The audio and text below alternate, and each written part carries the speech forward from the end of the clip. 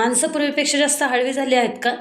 समुपदेशन क्षेत्रामध्ये काम करताना आजकाल ही जरा जास्तच गोष्ट जाणवायला लागली आहे. म्हणजे बघा ना, एखाद्याने साधा मेसेज सीन करून रिप्लाय नाही दिला तरी आपल्याला खूप दुःख होतं.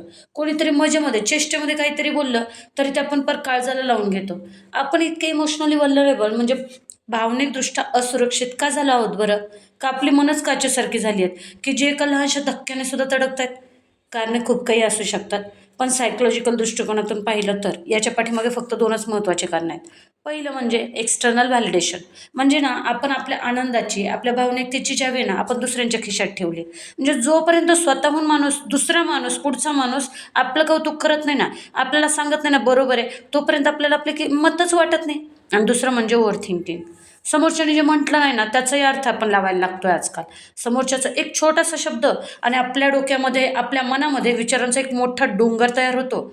आणि या प्रोसेसमध्ये आपण स्वतःला एवढं गुंतवून ठेवलंय, की समोरच्याची साधी साधी प्रतिक्रिया म्हणजे एक छोटासा रिप्लाय सुद्धा आपल्याला रिजेक्शन म्हणजे एक नकार वाटायला लागतो. आपल्याला इग्नोरन्स वाटायला लागतो. दुर्लक्ष वाटायला लागतं. समजून घ्या, जग बदलणं आपल्या हातात नाहीये, पण आपली स्वतःची प्रतिक्रिया, आपलं रिएक्शन बदलणं नक्कीच आपल्या हातात आहे. जेव्हा तुम्ही कोणाचं बोलणं ऐकता आणि ते तुम्हाला लागतं, तेव्हा थोडा वेळ थांबा आणि स्वतःला विचारा, या माणसाचं मत खरंच माझं आत्ताचं सत्य आहे का? म्हणजे जे मी आत्ता आहे त्याच्यावरती तो बोललाय का? एखादी व्यक्ती तुमच्याबद्दल काहीतरी बोलते, हे त्या व्यक्तीचं मानसिकतेचं प्रतिबिंब आहे ना. तो व्यक्तीचा, त्या समोरच्या व्यक्तीचा दृष्टिकोन आहे ना. तुमचं व्यक्तिमत्व आहे का? नाही. माझं म्हणणं एवढंच आहे, की तुमचं मन एवढं पण स्वस्थ करू नका, की कुणीही येऊन त्याला दुखवून जावं. स्वतःच्या मनाभोवती आहे ना, एक अशी वैचारिक तटबंदी म्हणजे एक भरगच्च कुंपण उभारायला लागेल आपल्याला. त्याच्यासाठी तुम्हाला स्वतःशी मैत्री करावी लागेल.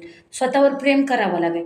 ज्या दिवशी तुमची स्वतःशी मैत्री होईल ना, त्या दिवशी जगाचं बोलणं तुम्हाला फक्त एक गोंगाट वाटू लागेल. तुमची शांतता तुमची सर्वात मोठी ताकद आहे. कोणाच्याही बोलण्याने डिस्टर्ब होऊ नका. लोक बदलतील किंवा बदलणार नाहीत, पण ते आपल्या हातात नाहीये ना. पण आपण कसं रिॲक्ट करतो ते मात्र आपण नक्की बदलू शकतो. कायम लक्षात ठेवा, तुमचं आयुष्य हे तुमचं आहे, दुसऱ्यांच्या प्रतिक्रियेवर चालणारं खेळणं नाही. त्यामुळे स्वतःवर विश्वास ठेवा, स्वतःवर प्रेम करा. आपोआप तुमचे मन कणखर व्हायला लागेल. तुम्हाला कोणत्या टॉपिकवर जर सायकॉलॉजिकल दृष्टिकोनातून आपलं मन असं का वागतं किंवा असं का होतं आपल्या बाबतीत याचं उत्तर हवं असेल तर तुमचा मुद्दा कमेंटमध्ये नक्की टाका.